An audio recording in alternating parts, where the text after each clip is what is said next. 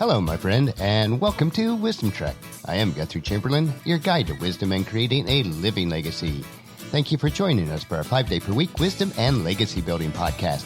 Today is day 571 of our trek, and it is Wisdom Wednesday. Every Wednesday along Life's Trail, we will dig for the nuggets of wisdom that are found in the book of Proverbs. Today, we will explore Proverbs 2 from the Voice translation, which will give us a fresh perspective on this book of timeless wisdom.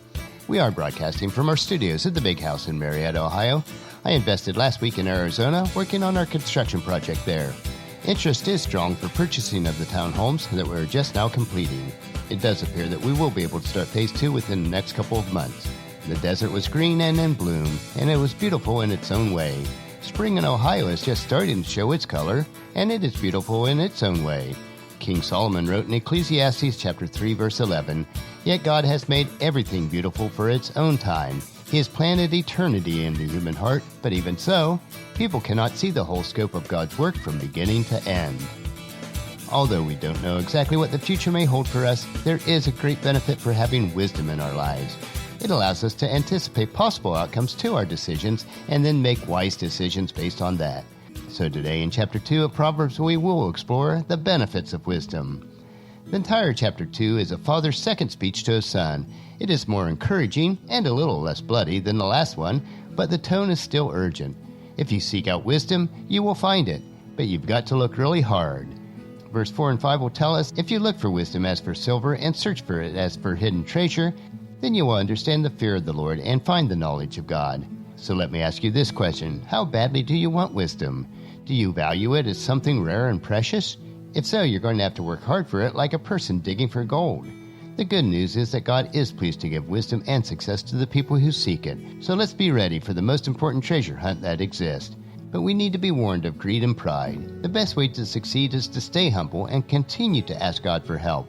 In verse 5, we will learn that we must truly respect the Eternal One, the one true God. This is synonymous to knowing God. Like a child who touches a fire learns its true strength, when we know God, we humbly revere His huge and all-encompassing power. This transforms our stance towards Him, as well as our behavior. But don't worry if this sounds a bit intense. The Father promises that as wisdom enters the heart, you will have direction, guidance, and knowledge, and it will be pleasant to your soul. In verses 12 through 22 of this chapter, there is a lot of imagery here about a landscape of good and evil paths. The Father warns about 2 specific dangers on our journey. You are going to encounter people who take shortcuts in life at the expense of others, or as they are referred to as evildoers, or others who tempt you to break your marriage covenant for easy sex, such as the seductive woman that's mentioned in this passage. These people may seem thrilling at first, but their cheap, twisted, shadowy pits will lead you to misery, or as the Father says, they will never find again their way back to true life. That is serious.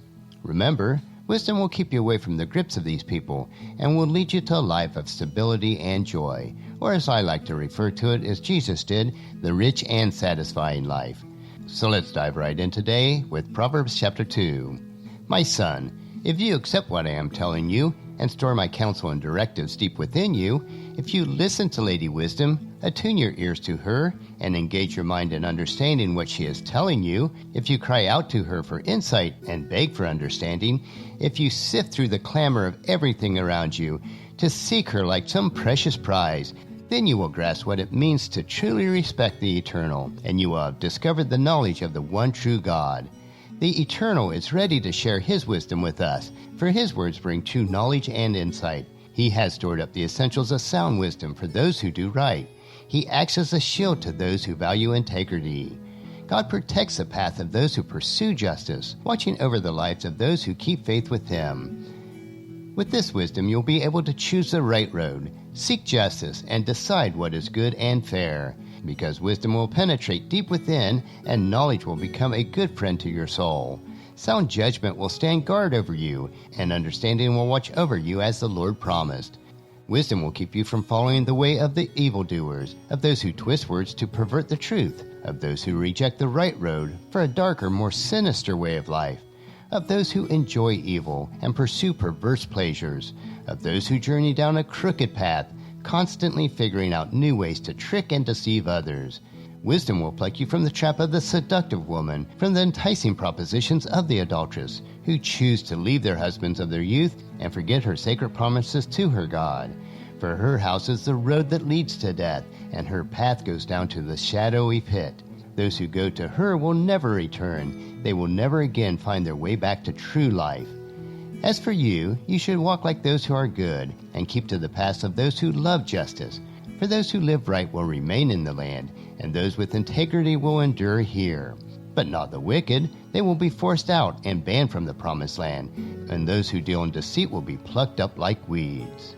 That concludes our exploration of Proverbs 2 for today. Next week we will continue with chapter 3, and each week we will explore a full chapter in the book of Proverbs. I hope that you'll join us each week so that you can gain wisdom, insight, and understanding for yourself. All of these Proverbs provide us with such rich wisdom, insight, and understanding on a myriad of life issues. Regardless of where you are on your faith walk, if the precepts of Proverbs are followed, your life will be rich and satisfying. And I encourage you to take them and plant these seeds of wisdom into your heart so that you'll reap a harvest of wisdom throughout your life. Tomorrow we will hike on another short trail on Wisdom Unplugged, where we will discover an inspirational wisdom quote. So encourage your friends and families to join us and then come along with us tomorrow for another day of Wisdom Trek, creating a legacy. That will finish our trek for today. If you'd like to listen to any of the past treks or read the Wisdom Journal, they are available at wisdom-trek.com. You can also subscribe to iTunes or Google Play so that each day's trek will be downloaded to you automatically.